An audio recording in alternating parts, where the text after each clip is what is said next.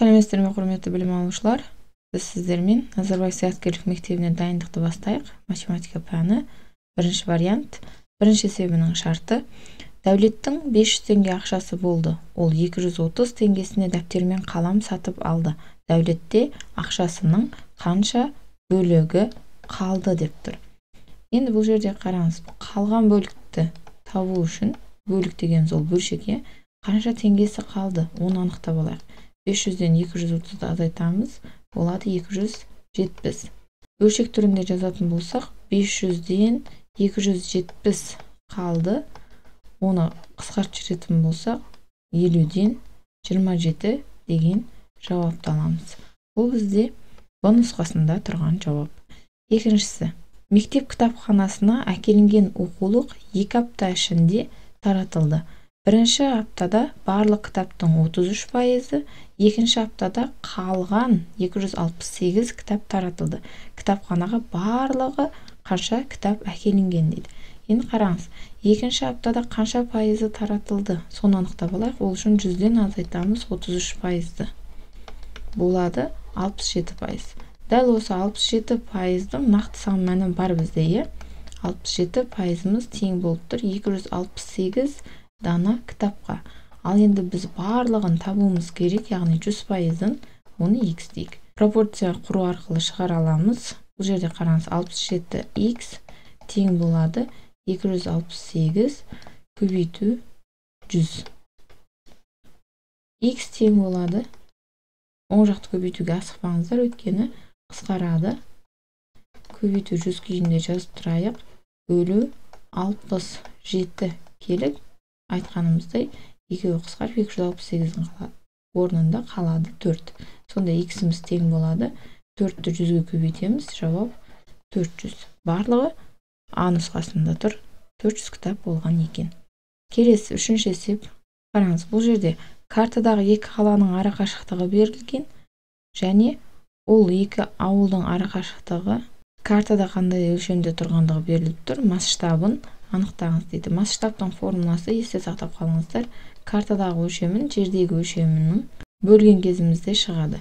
Енді есептейтін болсақ, бізде картада 1,8 см болып тұр, ал жердегі өлшемі 16,2 километр. Оны біз картаның өлшем бірлігі есте сақтап қалыңыздар, тек қана сантиметр. Сантиметрге айналдырамыз, километрді 1-дің артынан 5 нөл тіркесеңіз, сантиметрге айнала қалады. 1,8 бе 16,2 қысқарды. Қалады 16,2-ның орнында 9. Демек 1-дің 9 артынан 5 нөл тіркейміз. Жауап нұсқасы бұл жерде Д болып тұр. Келесі. А тең деп өрнектеп берген, біз табуымыз керек екен 9А-ны. Олай болатын болса, бірінші А-ны есептеп алайық. Қараңыз. Бөлшектің алымында 7 тұр, бұл сатылы бөлшек. Бөлімінде араластан тұр, 3,2-ден 1 деген. Оның бөлімі жоғары қарай көбейтіліп кетеді. Алымы болады, 3-те 2 көбейтсек 6, 1-ді қосып жүрсек 7-ге тең. Плюс екінші бөлшекті де дәл солай, 7 көбейтілген бөлшектің бөлімі көбейтіледі қасына. Енді бұл жердегі араластанды 2-ні 3-ге көбейттік, 1-ді қостық, бұл жерде де 7-ге тең. 7-лер қысқарып кетсе, қалады 2 қосылған 3 тең 5. Жауабы 5.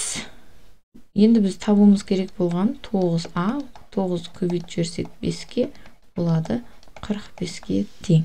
Бұл С нұсқасында тұрған жауап. Келесі 5-ші есеп.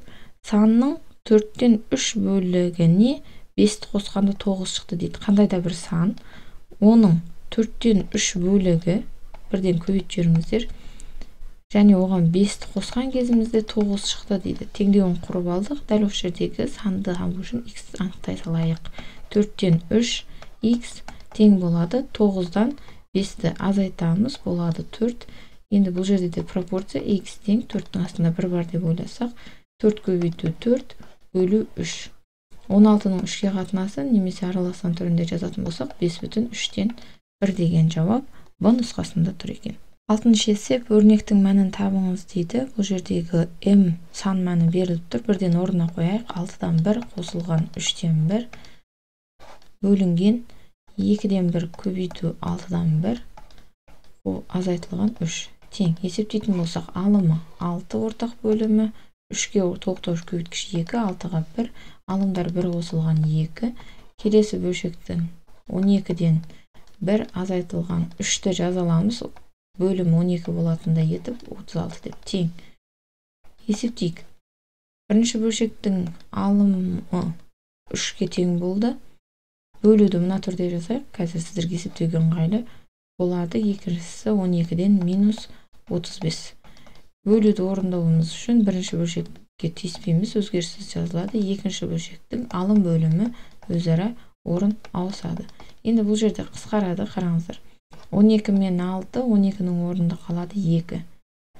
Сонда минус 35-тен 6 шығып тұр. Бұл нұсқасында тұрған жауап. Келесі 7-ші есеп, есептеңіз дейді.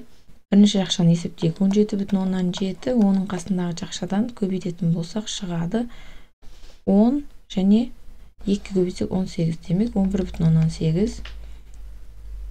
Келесі плюс екінші жақша 4,2 азайтылған, мына жерде 3,5 есте сақтап қалыңыздар, ол 0,6 деген ондық бөлшекті береді. Азайтатын болсақ минус 3, алдындағымен плюсқа айналады. Азайтылған 7,6 бар сыртында. Тең. Енді мына жақшаларды есептейік. Мына жақшаның толықтай ішінен бізде шығады 9, 5,9, плюс екінші жақшамыздан шығады 7,2, азайту 7,6 бар. Есептейтін болсақ 12, 13,1, азайтылған 7,6 шығады екен 5,5. Бұл бізде Б нұсқасының жауабы. Келесі координаталық түзуде М, N, P нүктелері берілген, бұрыс тұжырымды табыңыз дейді. Қараңыздар, мына жерде 0 тұр, оң жағында оң сандар, сол жағында теріс сандар. Енді тұжырымдардың P және N нүктелерінің координаталары оң сандар болады дейді. Қараңыздар, P мен N-нің координаталары оң сандар дейді. Бұл дұрыс тұжырым.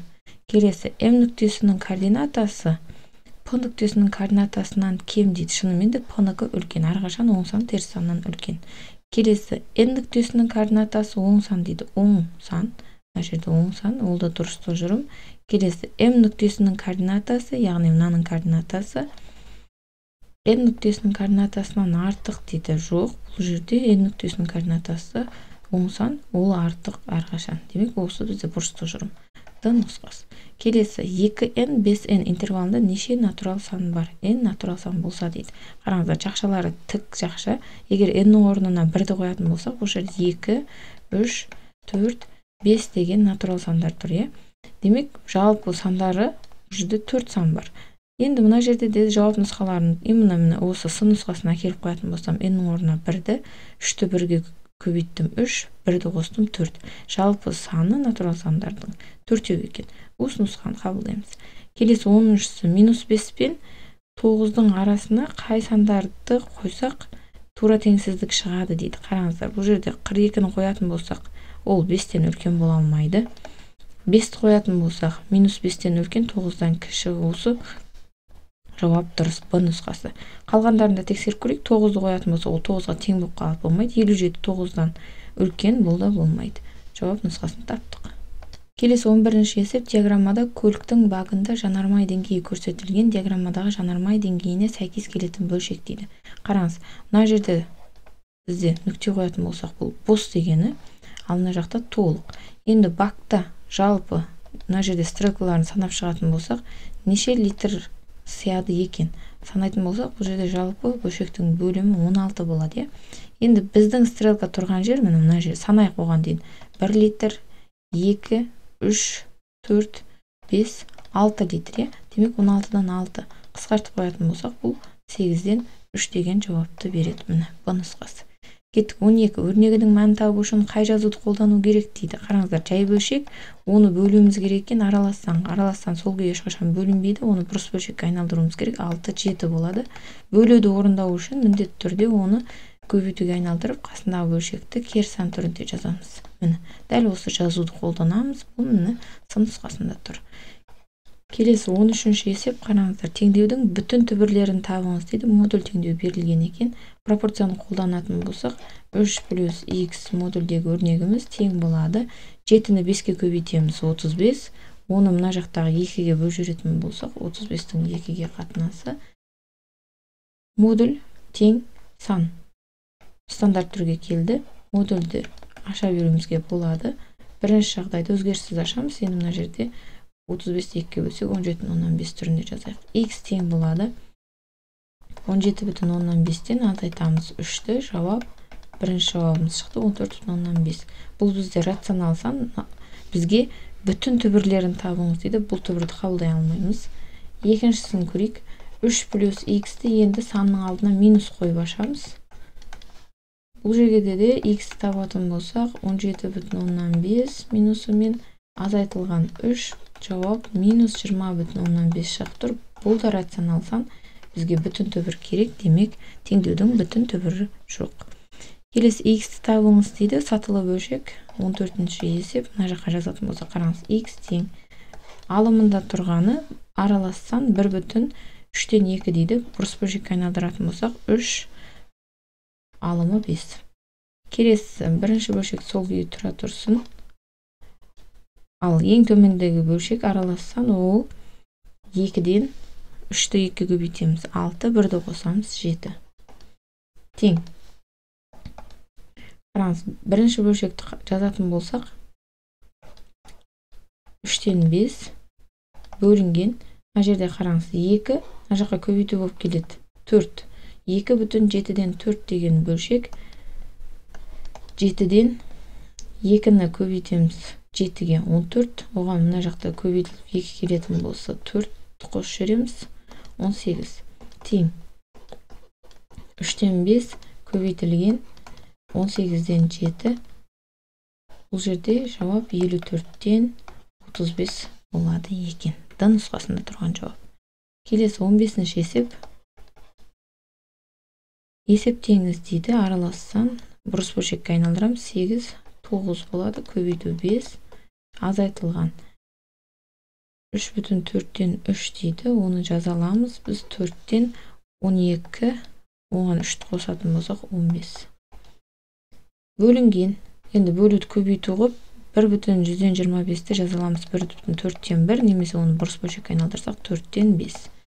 1-ден кері санын жазайық мына жаққа. Болады 5-тен 4. Көбейтілген 24-тен 5. Қысқарт жүрейік.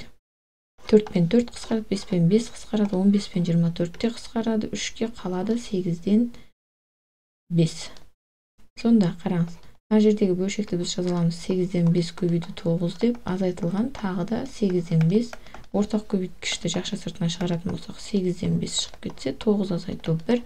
Бұдан жақшадан 8 шығады.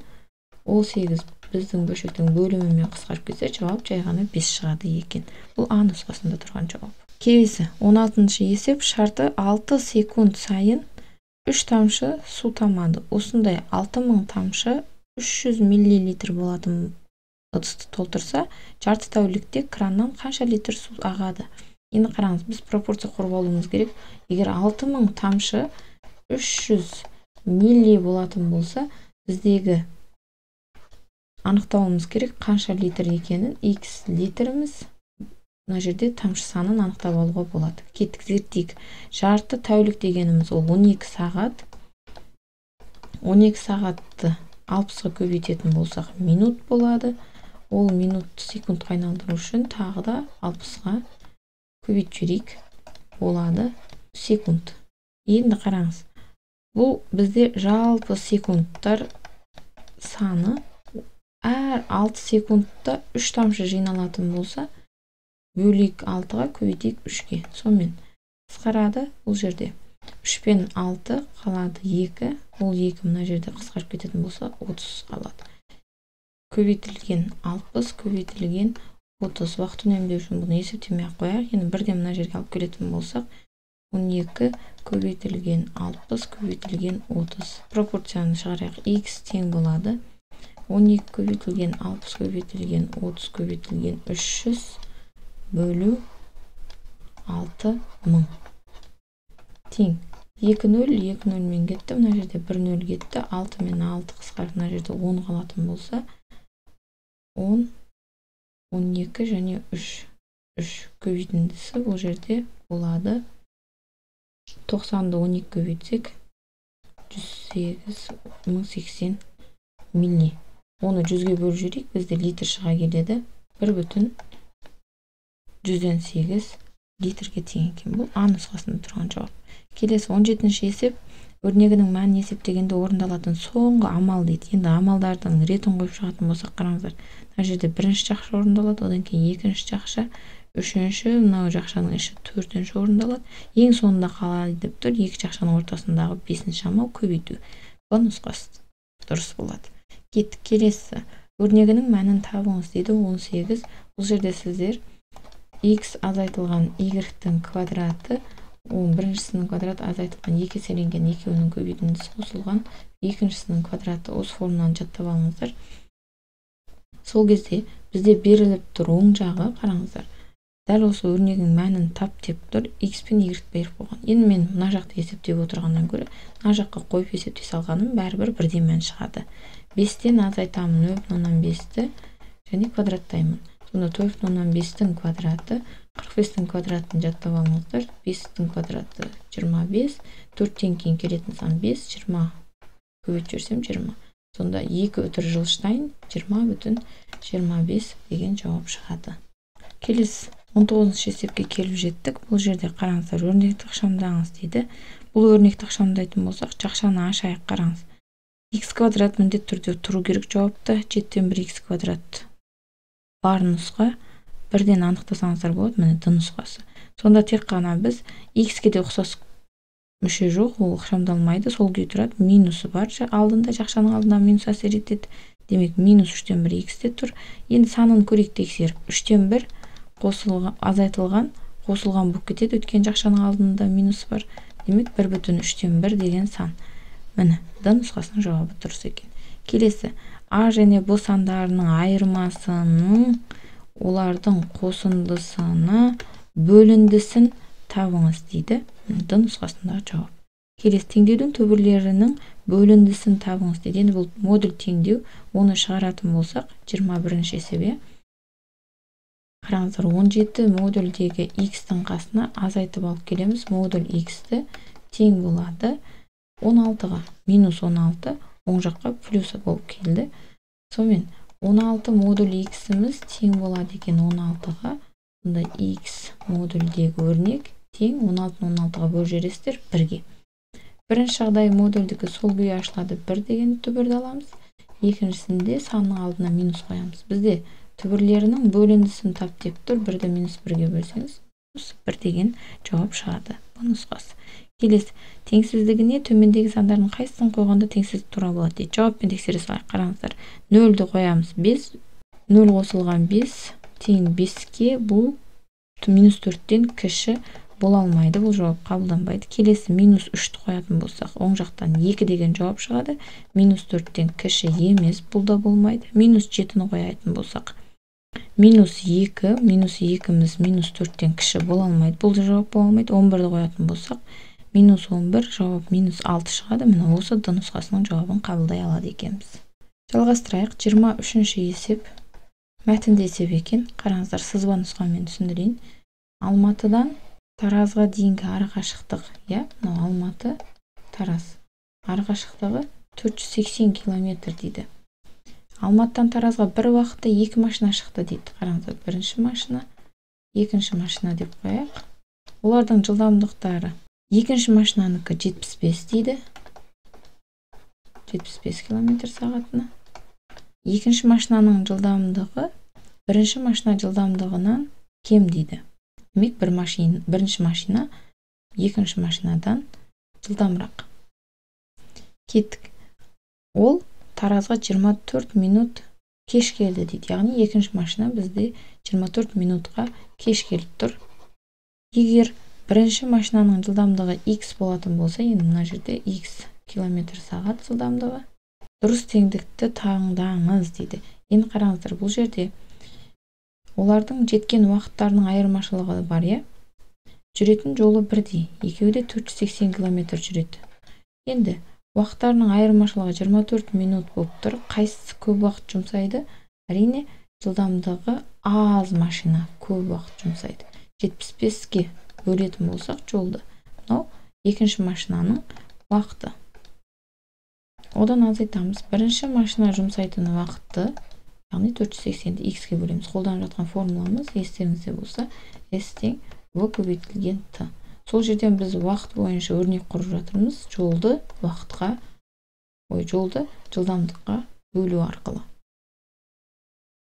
Кеттік, мынау бізде бірінші машинаның жұмсайтын уақыты тең болады. Енді 24 минут дегенді сол күйге қоя алмаймыз. Оның барлығы километр сағатпен өлшеніп жатқаннан кейін сағатқа айналдырайық. Ол үшін 60-ға бөліп жібере саламыз 24-ті. Қысқартып қояйық, 6-ға болады. Немесе 12-ге қысқарады екен, болады. Сонда 5-тен 2. Дәл осы өрнек бізде сын нұсқасында тұр екен. Келесі, 9 санының барлық бөлгіштерінің көбейтіндісін табыңыз дейді. Бөлгіш дегеніміз 1-ден басталады, өзімен аяқталады. Арасында 1-ге бөлінеді 9, тағы 3-ге бөлінеді және өзіне. Бұл бөлгіштерін көбейтетін болсақ 27-ге тең болады екен. Келесі, 25. Ұзындықтары 4,5 метр болатын 5 бөренені 90 сантиметрден болатын бөліктерге бөлді дейді. Қараңыздар, тек қана бір бөренені қарастырайық. Сонда неше рет кесілді дейді. Бір ғана бөрене алайық, мысалы, мынандай бір ағаш деп ойлайық, ол 4,5 метрлік. 4,5 метр, ол дегеніміз 450 сантиметр. 90 сантиметрден кесетін болсақ, 5 бөлікке бөлінеді, мысалы, бірінші бөлік, екінші бөлік, 3, 4, 5-ші бөлік. Әрқайсысы 90-нан. 90, 90, 90. Енді неше рет кестік осындай 5 бөлікке бөлу үшін? 1, 2, 3, 4 рет кестік. Енді осылай 4 реттен біз тағы 5 бөрене кесуіміз керек. Жалпы бөренелер саны 5 болады. 20 рет кесілген. Жауап нұсқасы А екен. Келесі, 26-шы есеп 180 және 168 сандарының ең үлкен ортақ бөлгішінің 8-ге көбейтіндісін табыңыз дейді. Кеттік, 26-шы есеп. Әр санды жеке-жеке алайық. Ең үлкен ортақ бөлгішін табу үшін екеуде жұпсан, ең кіші жай санынан 2-ге бөлуден бастайық. 90, 2-ге бөлеміз 45, 3-ге бөлеміз 15, тағы да 3-ге бөлеміз 5, 5 жай сан болғандықтан өзіне бөлдік. Келесі 84, 2, 42, 2, 21, 3-ге бөлсек 7, 7, 1. Енді ең үлкен ортақ бөлгіш, қараңыздар, екі жақта да бар. 2-ның квадратын алайық, одан кейін 3-дің өзін алайық. Осы ең үлкен ортақ бөлгішін 8-ге көбейтіп жіберіп санды тап дейді. Демек 12-ні 8-ге көбейтетін болсақ 96-ға тең. Бұл сын нұсқасында тұрған жауап болады. 27-ші есеп. Шарты 3 велосипедші бірге алаңда айналып бастады. Егер бірінші велосипедші 4 минут, екінші велосипедші 6 минут, үшінші велосипедші әр 8 минутта толық бір айналып шығатын болса, үшеуі бірге қанша минут сайын кездесіп отырады дейді.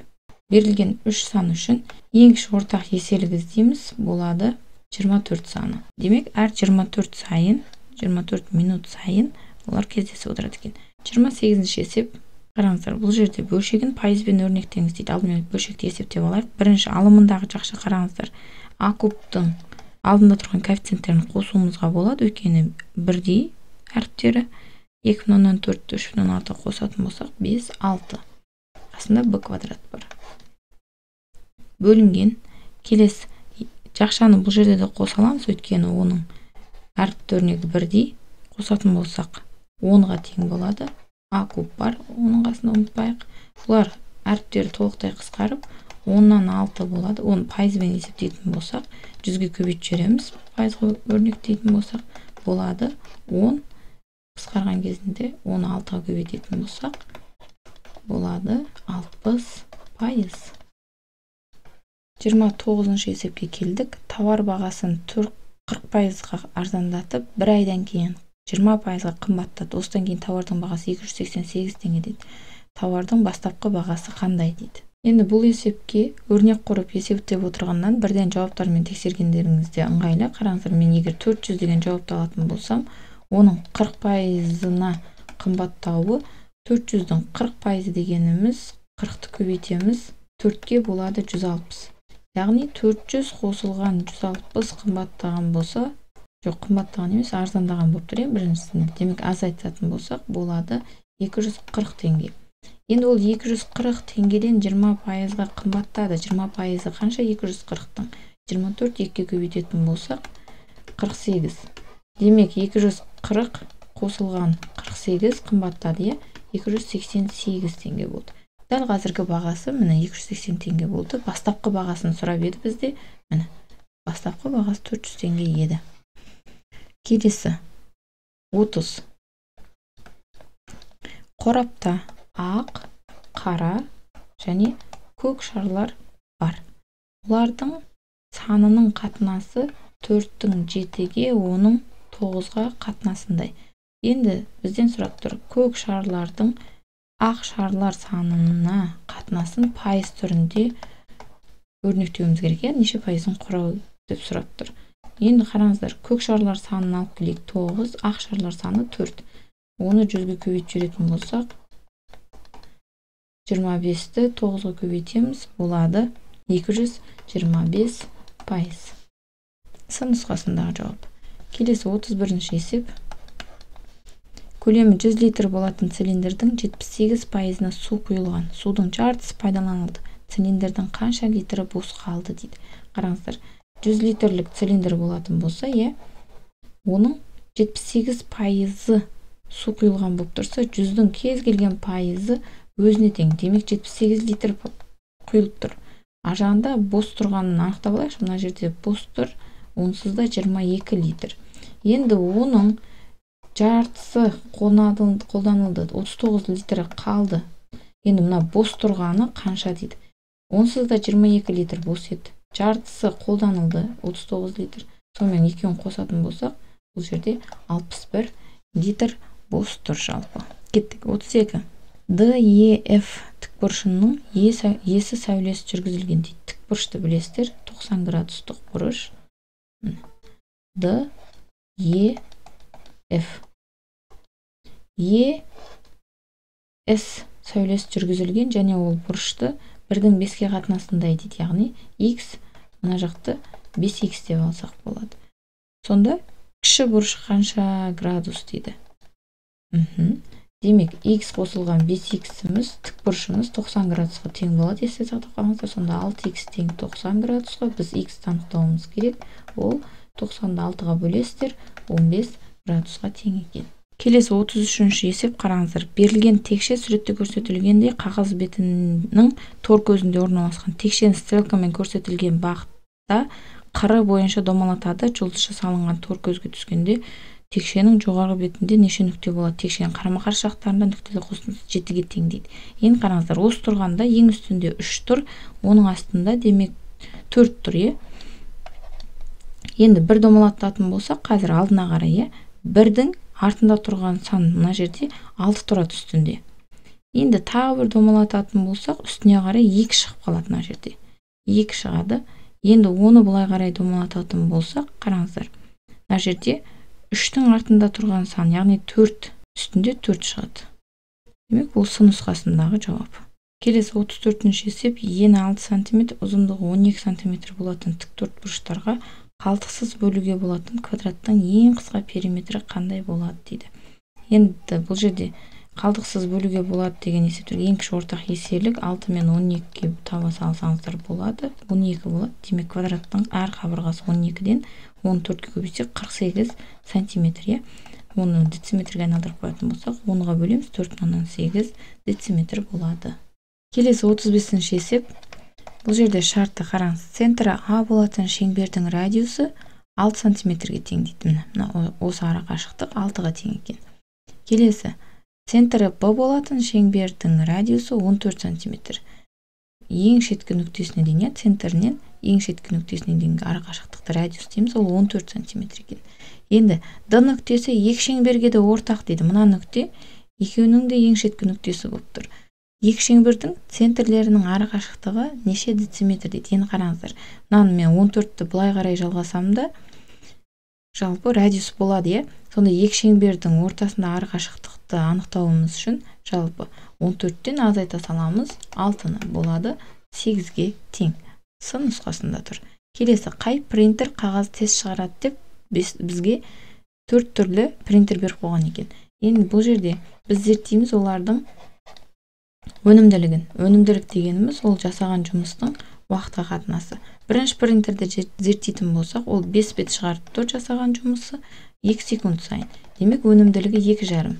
Екіншісінікі қараңыздар. 30 бет шығарып тұр әр 1 минут сайын. 1 минутты біз секундқа айналдыратын болсақ 60, ол дегеніміз 2-ден 1. Жарты бет шығарып тұр, әр секунд сайын. Үшінші принтерді зерттейтін болсақ, 360 бет шығарып тұр әр 3 минут сайын, 3-ті көбейтейік секундқа айналдыру үшін 60-ға. Сонда 360 пен 60 қысқарады, қалады 6, 6-ны 3-ке бөлетін болсақ 2. Төртінші принтеріміз қалды, ең соңғысы 7 бет шығарады 7 секунд сайын дейді. 7-ні 7-ге бөлеміз, ол әр секунд сайын 1 бет шығарады екен. Демек, ең мықты тез шығаратын принтер ол бізде 2,5 беттен шығарып тұр секундына, А нұсқасы болады екен. 37 координаталық түзудегі Б және С сандары қарама-қарсы сандар дейді. Яғни Б мен С қарама-қарсы сандар, тек қана модулінде айырмашылық, демек ортасында оның 0 тұрады. Енді бізден сұрап тұр, А және Д сандарын модулі бойынша салыстырыңыз дейді. Демек, қараңыз, арақашықтық дегеніміз модуль. Адан 0-ге дейінгі және 0-ден D-ға дейінгі арақашықтықты салыстыратын болсақ, әрине D-ға дейінгі арақашықтық үлкен. Бұл Б нұсқасында тұрған жауап. Келесі 38 теңдіктегі әріптің мәнін табыңыз дейді. Қараңыздар, бұл жердегі әріпіміз 38-де F болып тұр. Бұл жерде барлығын бөлген 33-ге жеке-жеке. Енді қараңыз, мен бұны бұлай жазатын болсам, F-ті 33-ге бөлген, азайтамыз, 184-ті 33-ге бөлген, тең болған 1100-ді бөлеміз 33-ке дейтін болсам, жалпы ортақ көбейткіш 33-тен 1 деп шығарып жүретін болсам, F азайтылған 184 шығады. Ол 1100-ге тең болып тұр. Енді қараңыз, екі жақтан да 33-ке көбейт жүретін болсам, F азайтылған 184-іміз тең болып тұр 1100-ге. Екі жағынан да 33-ке көбейт жүретін болсам, F-ті табуым үшін 1100-ге қос жүруім керек екен 184-ті. Сонымен F мәні болады 1284. Бұл Б нұсқасында тұрған жауап. Келесі есеп 39. А, Б, С, Д нүктелері координаталық түзуде рет-ретімен орналасқан дейді. А-ның координатасы беріліп тұр екен, -5-ге тең дейді.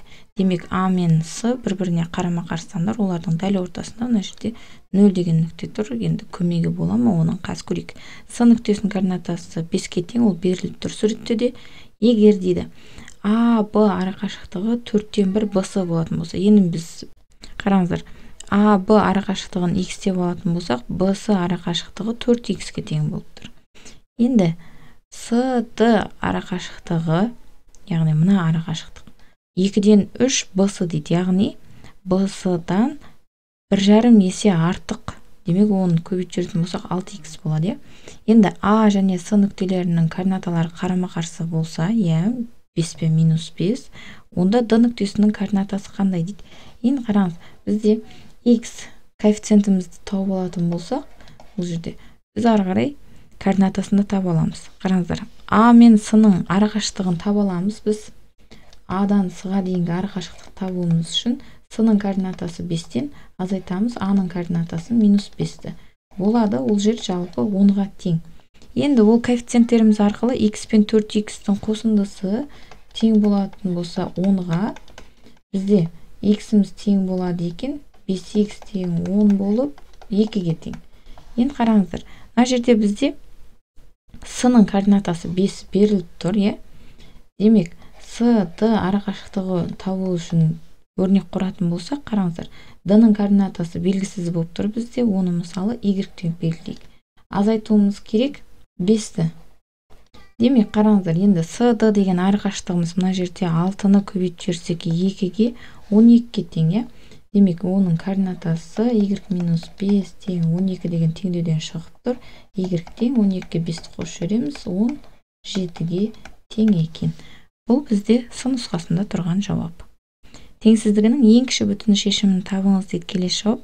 Бұл жерде тез жауаптар арқылы тексеріп шығайық. Мысалы 0-ді қоятын болсақ, 1,6-ны 0,8-ге бөлетін болсақ, 0,8-ге кіші бола ма ол 1,4-ті бөлгенімізде 0,6-ға. Енді есептеп көретін болсақ, екі жақ бөлшекті салыстырып жүрсек те болады. Шынымен де кіші болып тұр, демек осы А нұсқасының жауабын қабылдаймыз. Осымен құрметті білім алушылар, бірінші варианттың 40 есебін толықтай қарастырып біттік. Келесі вариант шығуы үшін комментарийге плюс қалдырыңыздар.